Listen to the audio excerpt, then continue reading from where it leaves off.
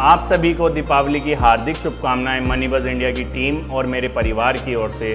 नवदीप जले, नव फूल खिले, नित नई बहार मिले और हम सभी को माँ लक्ष्मी का लास्ट ईयर की तरह आशीर्वाद मिले। तो इस कोट के साथ शुरुआत करते हैं आज की वीडियो की और देखते हैं कौन से ऐसे चार्ट हैं जो इस साल के लिए हमें दीपावली विशेषांक में लेकर के आए हैं आप सभी के लिए।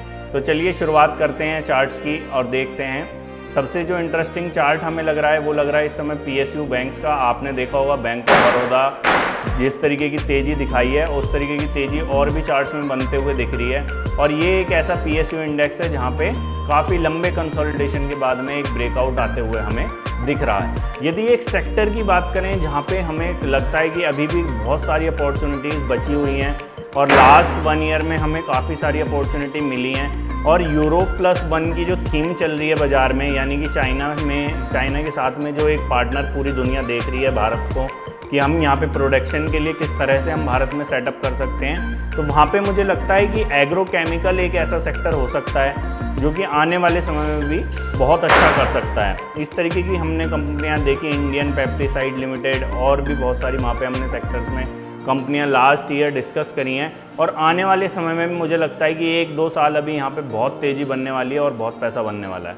तो अभी जो चार्ट हम डिस्कस करने वाले हैं, ऑलरेडी हमने डिस्कस करा हुआ चार्ट है एनएचपीसी में आपने देखा होगा कि इस वीक काफ़ी अच्छी तेज़ी बनती हुई दिखी है और जो चार्ट को हमने 35-36 रुपये के लेवल पर रिकमेंड करा था, अभी 41 रुपये के आसपास ये चार्ट चल रहा है। एनएचपीसी में आपने देखा कि किस तरीके की दमदार तेज़ी बनी है और ये चार्ट जो है 2010 से 12 साल का ब्रेकआउट इसने दिया है और अब चलने के लिए तैयार है।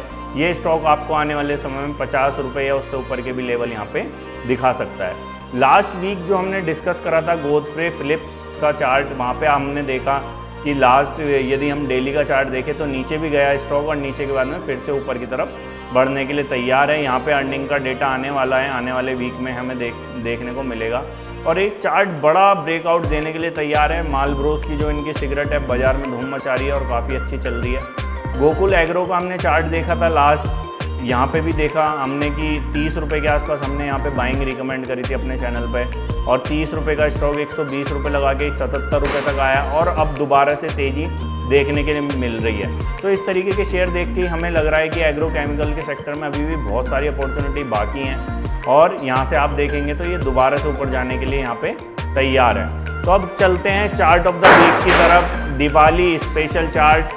और जो चार्ट ब्रेकआउट के लेवल पे नहीं है, ऑलरेडी नीचे से कंसोलिडेट हो रहा है और सभी जानते हैं कि जैसे कि डीमैट की तेज़ी हमारे देश में देखी जा रही है और डायरेक्ट इन्वेस्टमेंट मार्केट में चल रहा है, अब इक्विटी शेयर की तरफ इन्वेस्टर का रुझान है। तो इस थीम को लेकर के इस बार का चार्ट है कैम्स का। यदि आप मंथली चार्ट देखेंगे तो बहुत ही शानदार रिटर्न हम सबके पोर्टफोलियो में कैम्स ने दिए हैं।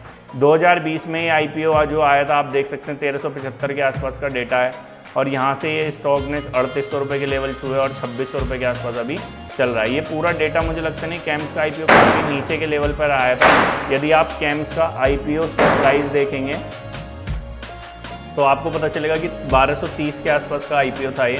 आप यहाँ पे देख सकते हैं अक्टूबर 20 में, और ये अक्टूबर 20 से शेयर ने 3-4 गुने की रिटर्न दी और फिर यहाँ अंडर कंसोलिडेशन चल रहा है। तो मार्केट में कुछ वीकनेस देखने के लिए मिली या देखेंगी, वहाँ पे स्टैचुरेशन पॉइंट एक बार आ गया था, लेकिन अभी भी मुझे लगता है कि काफ़ी ग्रोथ इंडस्ट्री में होने वाली है और डीमैट लगातार खुलते रहेंगे और इन्वेस्टर नए आते रहेंगे। यदि हम यूएस का या कहीं भी डेवलप कंट्री का डेटा देखें तो वहाँ पर काफ़ी ज़्यादा लोग इक्विटी में इन्वेस्टमेंट करते हैं। हमारे यहाँ पे रेशो अभी भी कम है, तो देखना होगा आने वाले समय में यदि इंटरेस्ट रेट बढ़ते हैं तो उसके बाद में फ्लो कैसा रहता है। ऑल्दो यदि हम कैम्स का वीकली का चार्ट देखें तो यहाँ पे राउंडिंग बॉटम पैटर्न बन रहा है और हेड एंड शोल्डर का ब्रेकआउट अब ये स्टॉक यहाँ से दे सकता है। तो हमें लगता है कि कैम्स में आने वाले समय में एक अच्छा निवेश यहाँ से हो सकता है। इस दिवाली से अगली दिवाली या उससे आने वाली 4-5 दिवाली तक के लिए हम कैम्स को अपने पोर्टफोलियो में एक जगह दे सकते हैं और 2600 रुपये के आसपास का भी स्टॉक चल रहा है और अल्टीमेटली इसका जो हर्डल है अब 2600 रुपये के बाद में 3000 रुपये के आसपास हो जाएगा और 3000 के बाद में ये स्टॉक यदि वहाँ से भी निकलता है तो 3500 रुपये के लेवल आराम से ये दिखा सकता है। तो कैम्स में ख़रीदारी करी जा सकती है। 2600 रुपये के आसपास का स्टॉक चल रहा है ये और ये चार्ट हमें रोचक लग रहा है यहाँ से, क्योंकि ये ब्रेकआउट देने के लिए तैयार है। कंसोलिडेशन इसमें हो चुका है ऑलरेडी और ये स्टॉक अब 2800 रुपये के हर्डल पे जाकर के रुकेगा शायद, और वहाँ से फिर से यदि ये ब्रेकआउट लेता है तो फिर 3000 और 3000 के ऊपर के लेवल हमें यहाँ पे देखने के लिए मिल सकते हैं। तो यदि आप देखेंगे तो पहले लो 2000 के थे, फिर नए लो 2200 के, दोबारा 2200 के और दोबारा 2400 के। यदि डाउ थ्योरी के हिसाब से भी देखेंगे तो ये जो लो हैं इसके कम होते जा रहे हैं चार्ट पे, और अब ऊपर यदि आप एक हॉरिजॉन्टल लाइन डालेंगे तो यहाँ से एक ब्रेकआउट यहाँ पे देखने के लिए आपको मिल सकता है। और यदि टारगेट निकालेंगे ट्रेंड लाइन से, तो ट्रेंड लाइन से आप टारगेट निकाल सकते हैं इस रेंज के बराबर, और ये टारगेट आपके आएंगे यहाँ से, देखिए टारगेट आएंगे 3200 रुपये के। तो 2600 रुपये का स्टॉक है, 3200 रुपये के टारगेट हैं 2 साल के लिए। स्टॉप लॉस रहेगा 200 रुपये का मात्र। 2400 रुपये के नीचे स्टॉक जाता है तो आप इसमें पोजीशन से आउट हो सकते हैं। ऑल्दो यदि आप कंपनी देखेंगे तो काफ़ी अच्छा परफॉर्मेंस कंपनी का देखने के लिए मिल रहा है। आप सभी के, हम सभी के शेयर्स कैम्स के पास रहते हैं। ईयर ऑन ईयर ग्रोथ देखेंगे तो बहुत बढ़िया ग्रोथ यहाँ पे देखने के लिए मिल रही है। ऑल्दो कंपनी के वैल्यूएशन काफ़ी हाई हैं, आप देखेंगे 13,000 करोड़ रुपए कंपनी के वैल्यूएशन है, लेकिन रिटर्न ऑन इक्विटी देखिए 54% के आसपास है। और पीएनएल की स्थिति देखेंगे तो 900 करोड़ रुपए के आसपास रिवेन्यू इस समय पहुँच चुका है। नेट प्रॉफिट 290 करोड़ रुपये है। यदि बोरोइंग देखेंगे तो जीरो डेट थी कंपनी, लेकिन मार्च 22 से 73 करोड़ रुपए की बोरोइंग यहाँ पे देखने के लिए मिली है हमें। और यदि फिक्स्ड एसेट देखेंगे 170 करोड़ रुपए के, इन्वेस्टमेंट 500 करोड़ रुपए का है कंपनी के पास में। यदि हम यहाँ पे प्रमोटर शेयर होल्डिंग देखेंगे तो 19% के आसपास है। एफआईआई ने अपना स्टेक यहाँ पे काफ़ी तेज़ी से बढ़ाया है। आप देख सकते हैं कि जो सितंबर 20 में 8-10% एफआईआई इसमें होल्ड कर रहे थे, अब 33% के आसपास एफआईआई इसमें होल्ड कर रहे हैं। और यदि पब्लिक की बात करें तो 32% पब्लिक के पास है। इंडियन म्यूचुअल फंड के पास में 15% है, क्योंकि यहाँ पे पहले 30% था।